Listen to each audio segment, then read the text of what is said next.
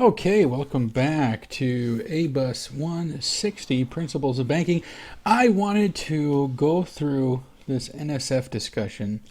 After reading your homeworks, I enjoyed the discussion so much that I wanted to bring a little more inside information into it. So first off, talking about non-sufficient fund fees from the bank's perspective. Now, the bank looks at these as risky business. First of all, these are interest-free loans. And if you think about it, whenever a customer purchases something with money they don't have, they're essentially taking out a loan, and they haven't been evaluated for credit. They haven't been evaluated to know if they are eligible for credit or if they are the kind of borrower that the bank would prefer. And on top of it, the money's lent out and the bank doesn't know when it's going to get it back. So these are essentially loans, and they're interest-free loans. Something to keep in mind. Now, also, NSF charges are some of the most risky charges that the bank has to service in the course of doing business. Very often, people will make a lot of, if they end up with a lot of NSF fees or NSF transactions, they may just close the account. They may never come back. You may never figure out a way to collect the funds that are owed. And for the bank, they feel like, we ought to get a fee for this service. And furthermore, the bank has the opinion that if the transactions are rejected, these will end up with more fees, more inconvenience for the customer. Many of you mentioned those signs that you'll see at the dry cleaners or places like that where it says, a bad check will charge you $30. And then it's, well, the bank charges $30 too. But if the bank pays your check, you may have to pay the $30 or $20 or whatever it might be, but at least you'll have your transaction done. You won't get charged a bounce check fee from the bank and a bounce check fee from the business. So in that way, you're actually saving money. At least that would be the bank's position. Also, bad deposits are risky. Bad deposits are risky too.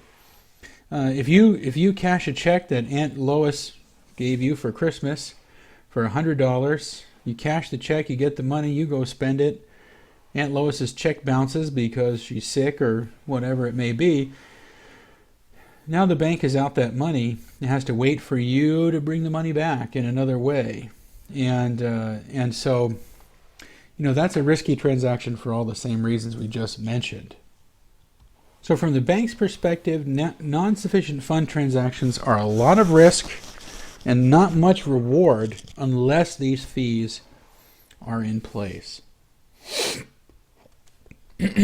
So from the consumer's perspective, though, seems like this practice is just not fair.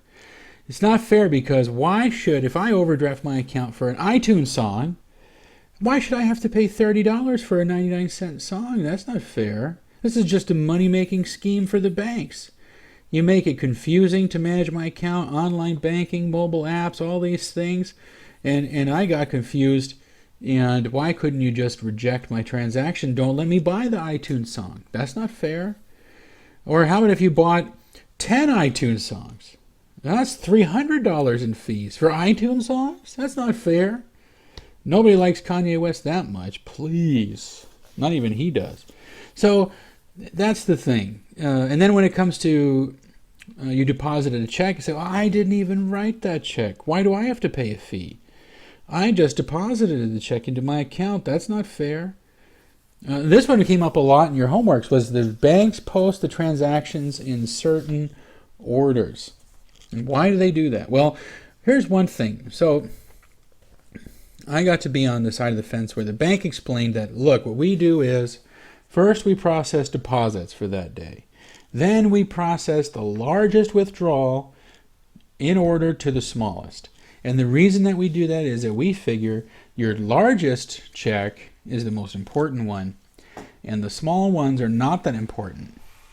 Now, some people would say, if you posted the small ones first, all of them would have gotten paid, and only one check, that big one, would have bounced.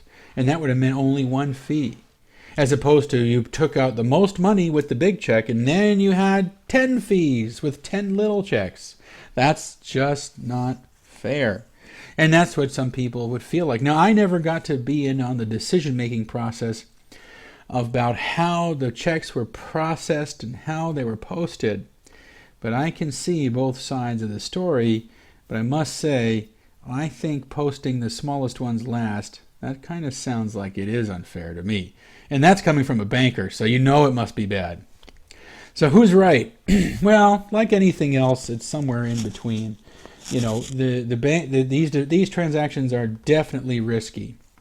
But a 99-cent iTunes song is not that big a risk. So somewhere in there, there is some truth to it. Now, the Consumer Financial Protection Bureau, they set some more ground rules for NSF charges. They also made it so that you can opt out of the process to do overdrafts.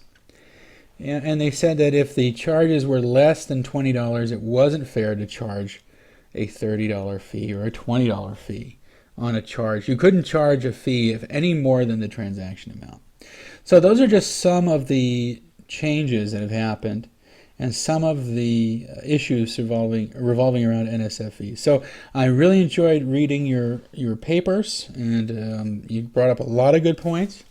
And leave me some feedback if you feel like this extra little video was worth it. And I hope you enjoyed it. We'll talk again soon.